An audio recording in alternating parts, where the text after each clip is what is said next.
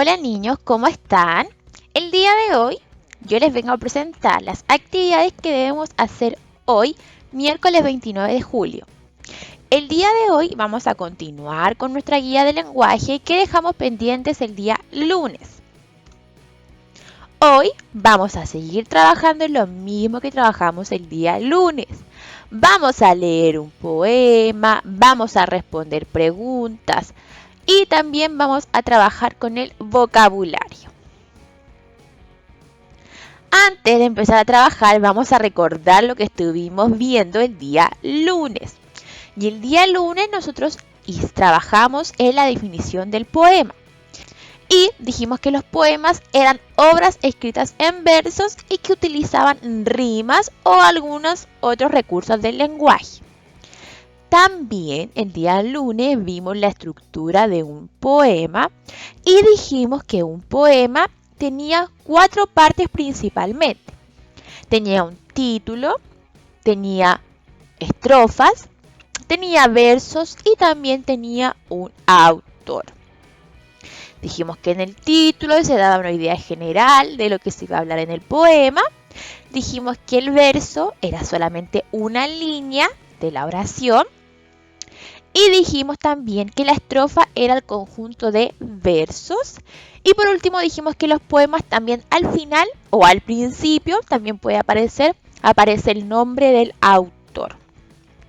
Ahora que recordamos algunas cosas que ya veníamos trabajando el día lunes, vamos a hacer nuestras actividades en la guía. Y lo que vamos a hacer en la actividad número 5 es leer un poema. Este poema se llama Cuento de Nubes y es de Alicia Morel. ¿Ya? Ustedes lo van a leer atentamente y si se les dificulta comprender este poema, lo pueden volver a leer. ¿Ya? Cuando hayan terminado de leer, vamos a pasar a nuestra actividad siguiente. Y en la actividad número 6 vamos a responder algunas preguntas explícitas, implícitas y de reflexión. En la primera pregunta vamos a completar esta ficha de lectura del texto, que era un ejercicio que ya habíamos hecho en la guía anterior. Vamos a colocar el título, el autor, el número de estrofas y el número de versos. Y luego vamos a responder las preguntas. En la pregunta de la letra A me dice, ¿cuál es el tema principal del poema? ¿De qué se habla? ¿De qué se hablaba en este poema? De las flores, del sol, de los animales, de las nubes. ¿De qué se hablaba? Y vamos ahí a responder. Ustedes si quieren pueden argumentar la respuesta, pero si solamente me colocan el nombre no hay problema. En la pregunta número B dice, según el poema, ¿qué le pasó a la nube más pequeña? ¿Qué le había pasado a la nube? Entonces ahí ustedes van a recordar o si nos van a buscar en el poema y van a responder. En la pregunta número C dice, según el poema, ¿quién ayudó a la pequeña? ¿Quién ayudó a la nube pequeña? Y ahí ustedes van a pensar y van a responder. ¿Ya? Van a buscar quién ayudó a la nube pequeña y van a responder. Luego, en la pregunta número D dice, lee los siguientes versos. ¿Qué significa que las nubes lloren? ¿Qué pasa cuando las nubes lloran? ¿Qué pasa en el cielo? ¿Qué pasa en la tierra? Porque algo pasa. Entonces ahí ustedes van a pensar y van a responder qué pasa o qué significa la frase que las nubes lloren. ¿Ya? Y ahí ustedes van a responder. En la pregunta número E, ustedes también van a leer ese verso y van a responder la siguiente pregunta. ¿Por qué creen ustedes que la autora eligió este animal, el cordero, para expresar la idea de lo que dice en el verso? ¿Por qué creen ustedes que eligió este animal y no otro? Y ahí ustedes van a responder, van a reflexionar, le van a pedir ayuda a un adulto y van a responder.